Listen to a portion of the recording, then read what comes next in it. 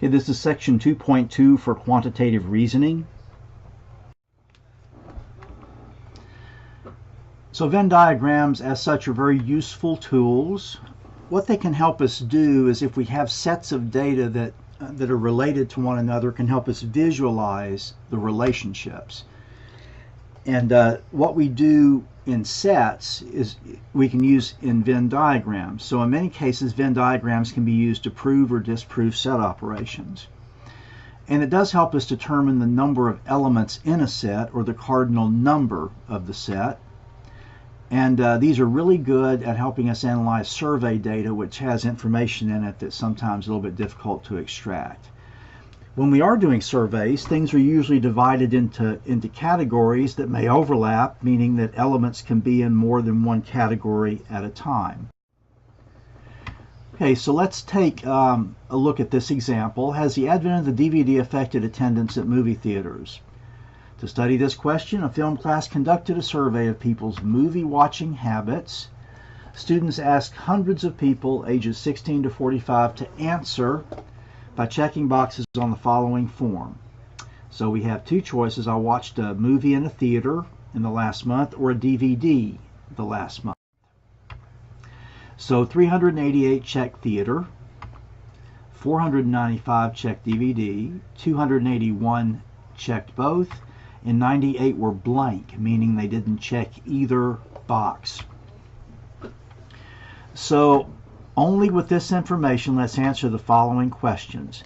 What percentage of the people surveyed watched a movie in a theater or on a DVD during the past month? Now, when we see percentage, that means that we have to be careful, because we have to find the total number of people that watched a movie on DVD or in the theater, and the people who left it blank. So we have to know the total number of people, which is not given to us here. Watched a movie in a theater only. What percent watched a movie only on a DVD? So these are our questions. So first, let's figure out the total number of people that were surveyed.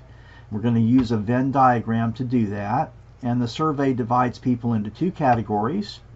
Watched a movie in a theater, watched a movie on a DVD. So I'm going to let the set T be people such that the person watched a movie in a theater.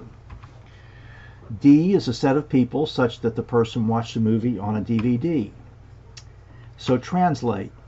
The number of members of T, NT, the cardinal number T is 388. Cardinal number of D is 45. And the intersection between T and D is 281. Okay, the intersection between T and D is 281. So that's both. They watched both. So two sets that overlap.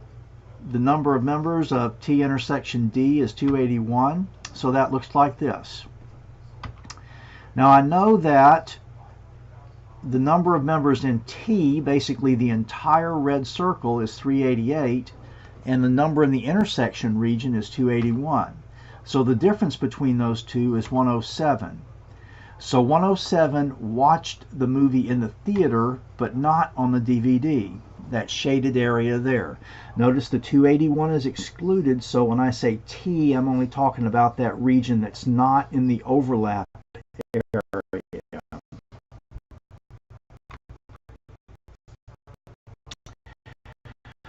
Okay, 495 was the number of people who watched.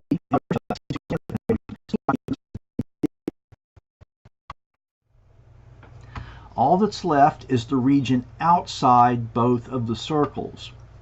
These are the people who didn't watch movie in a theater and did not watch the movie on a DVD. And that's basically going to be the complement of T union D. So 98 people checked no box, so the number in T union D complement is 98. So I can go ahead and write that number out there in the universal set part of the box. So there are our total numbers in each category. We have everything covered. So let's go ahead and add those up. and the total number of respondents to the survey, slips of paper we got returned, was 700. So our questions: what percent of the people watched a movie in a theater or on a DVD during the past month? Theater only and DVD only. Remember, percent is part over whole times 100. So what we're looking for is the part.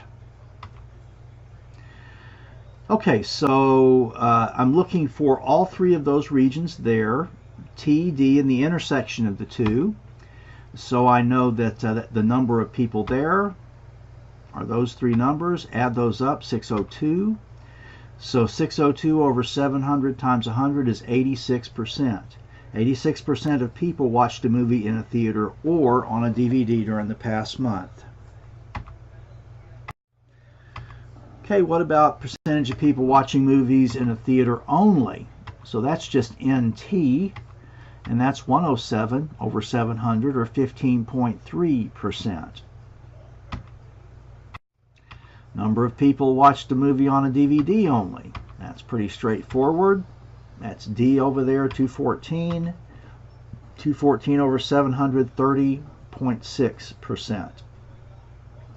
Okay, so by analyzing things and pulling it apart this way, we're able to kind of pick out things that might not have been obvious to us originally.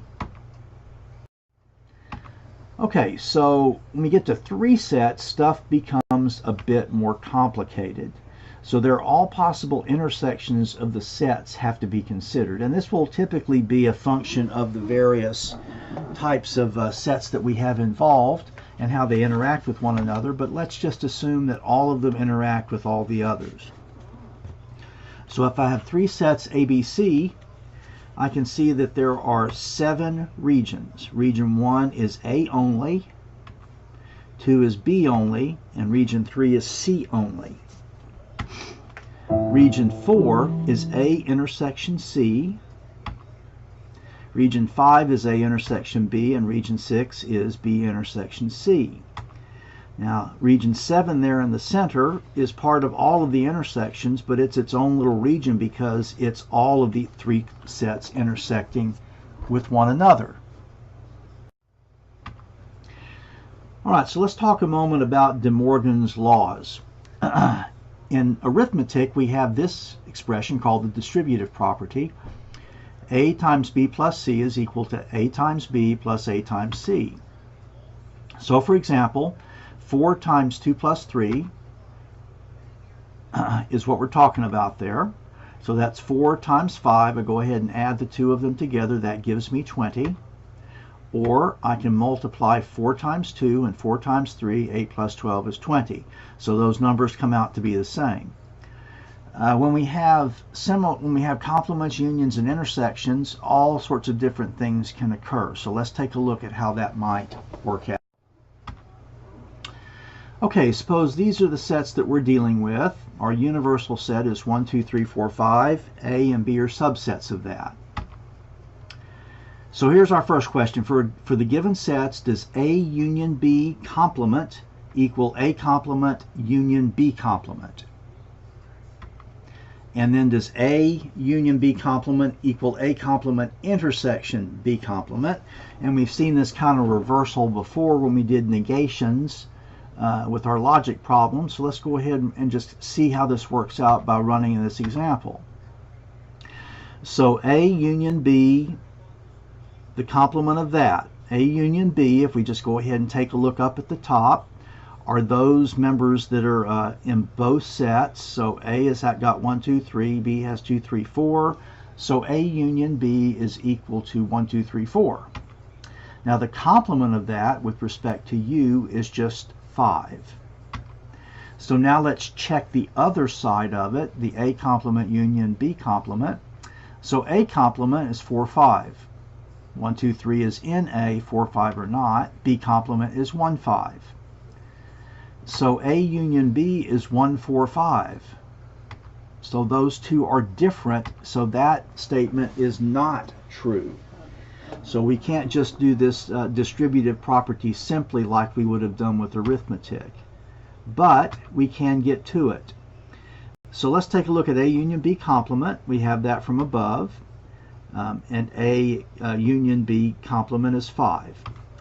Now let's take a look at A complement, which is 4, 5, what's not in A, and B complement, which is 1, 5, which is what's not in B, and then take the intersection of those two sets, and 5 is the only member present in both sets.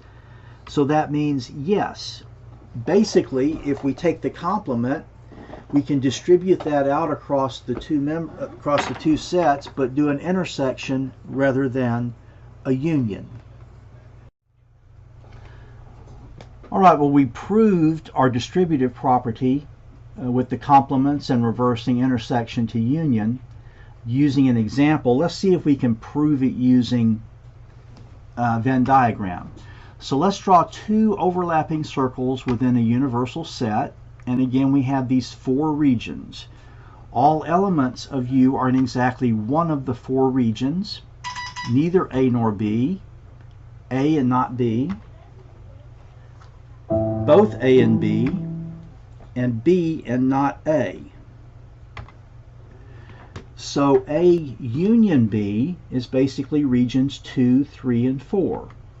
The complement of that is region 1. That's easy to see. So A complement is regions 1 and 4, everything that's not within the red circle. B complement is regions 1 and 2, everything that's not within the blue circle. So A intersection B is region 1. That's the only region that's present in both of those.